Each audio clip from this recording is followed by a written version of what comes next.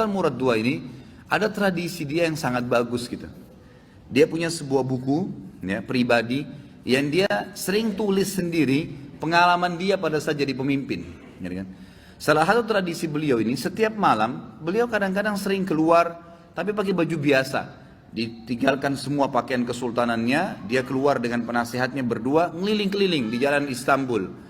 Keliling-keliling lihat, beli makanan di pinggir jalan, berbaur sama masyarakat, dengerin keluhan mereka. Ada orang yang sakit dibantu, ada yang butuh bantuan, fakir miskin dibantu, dia tahu.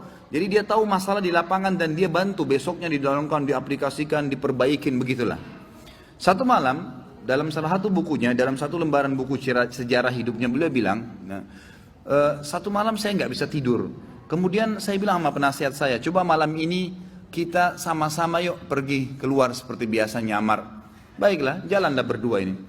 Begitu dia jalan, tiba-tiba waktu jalan di salah satu jalan-jalan kecil di Istanbul, ada satu orang jalan pegang botol khamr. Pas depan Sultan Murad, subhanallah, dengan hikmah Allah kepleset orang itu, jatuh, kendi khamrnya pecah, mati tiba-tiba. Di tempat mati orang itu. Waktu mati, biasanya kalau ada orang seperti ini jatuh tiba-tiba, umumnya kan banyak orang yang datang melihat ada apa keadaannya. Waktu itu Sultan Murad tiba-tiba datang dengan penasihatnya, lihat, diperiksa, sudah meninggal orang, diperiksa urat nadi lehernya sudah mati orang ini. Tapi anehnya, nggak ada satu orang pun yang lalang itu mau lihat, nggak mau ditengok, nggak mau dilihat. Gitu. Langsung kata Sultan Murad, wahai muslimin, ini ada orang mati, gitu kan? Nggak ada yang nyaut. Dua kali, wahai muslimin, ini orang muslim, oh ini orang mati, nggak ada yang nyaut. Satu orang di situ, rumahnya rupanya dekat situ, dia bilang, kami tidak akan sentuh jenazah itu, walaupun dia sudah mati. Kata Sultan Murad, kenapa? Dia bilang, tidak anda lihat, dia pegang khamar, orang ini fasik, ahli maksiat, setiap malam zina, setiap malam mabuk. Kami nggak mau sentuh jenazahnya, kami nggak mau. Kata Sultan Murad, tapi kan dia dari kaum muslimin. Kalau kalian tidak mau mengurus jenazahnya, tunjukkan saya di mana rumahnya, biar saya yang bawa ke rumahnya. Ada beberapa orang ringkas cerita membantu Sultan Murad datang ke rumahnya. Diketok pintu, dibuka, istrinya lihat suaminya meninggal, nangis. Seperti umumnya biasa wanita, menangis, kemudian masuklah. Yang lain ini orang-orang yang tadi nunjukin rumah itu sudah pulang semua. Tinggal Sultan Murad sama penasehatnya. Duduk depan jenazah ini, istrinya nangis. Kata Sultan Murad, saya mau tanya, kenapa waktu tadi suami kamu jatuh, mati ini, nggak ada yang mau lihat jenazahnya. Dan tersebar isu di tengah-tengah masyarakat tadi, mereka nggak mau sentuh ini karena dianggap suami kamu ini fasik. Setiap hari zina, setiap hari mabuk.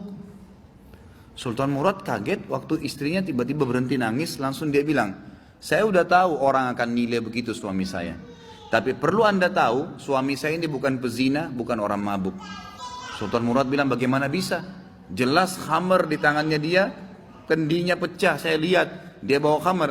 Dan orang ini bukan satu dua orang memberikan kesaksian, tidak ada satupun orang yang mau bantu jenazahnya.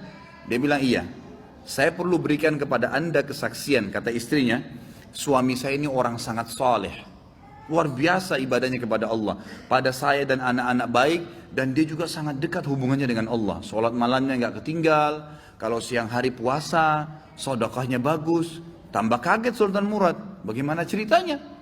Dia bilang, suami saya ini punya satu usaha di tengah-tengah kota sini. Setiap hari hasil bisnisnya dia dibagi 3 keuntungannya. Sepertiga dibawa pulang ke rumah untuk saya pakai makan dan minum untuk anak-anak saya. Sepertiga lagi, sepertiga keuntungan diberikan botol khamr, berikan minuman keras. Dia bawa pulang ke rumah, dibuang di WC. Dia nggak minum, dibuang di WC. Terus dia bilang apa depan saya, kata istrinya, itu yang berikan kesaksian. Setelah dia buang, dia bilang, segala puji bagi Allah, minimal membuat saya ya mengurangi orang muslim yang mabuk hari ini. Terus sepertiga lagi yang tersisa, dia datangi tempat perzinahan, lalu dia bilang sama yang punya tempat perzinahan, ini berapa orang wanita di sini pezina? 10 orang. Berapa bayarannya kalau perempuan satu malam sampai besok pagi dibayar?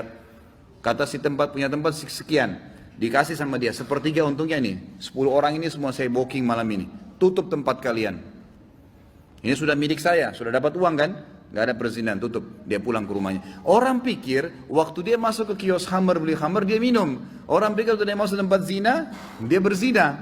Padahal sebenarnya dia malah suruh tutup. Dia pulang, kata istrinya, lalu dia bilang, segala puji bagi Allah yang minimal membuat saya malam ini memberhentikan beberapa anak muda muslim zina. Bayangkan, pernah nggak kita terfikir buat perbuatan begini? Nggak terlintas. Tapi karena kedekatannya dengan Allah, Allah bukakan dia jalan ibadah yang tidak masuk di akal kita gitu. Lalu istrinya bilang, saya pernah bilang sama suami saya, kalau begini perilakumu, kapan kamu mati, nanti jenazah kamu nggak diurus sama kaum muslimin. Ternyata terjadi, kata istrinya. Jenazahnya nggak ada yang urus. Tapi waktu itu suami saya sempat senyum. Dan suami saya bilang, tenang aja hai istriku. Kalau saya mati, yang sholati saya nanti khalifah, sultan, penasehatnya, dan juga seluruh ulama Istanbul. Sultan Murad waktu itu menangis, lalu mengatakan, suamimu benar. Saya Sultan Murad, Khalifah Muslimin, saya akan urus jenazah suamimu. Saya akan, ini penasehat saya, kami akan sholati dan saya akan undang seluruh ulama di Istanbul untuk mensolatinya. Kedekatan diri seseorang pada Allah, Allah akan bukakan kita di lini-lini ibadah yang kita tidak sampai, tidak sadar gitu, tidak sangka gitu ya.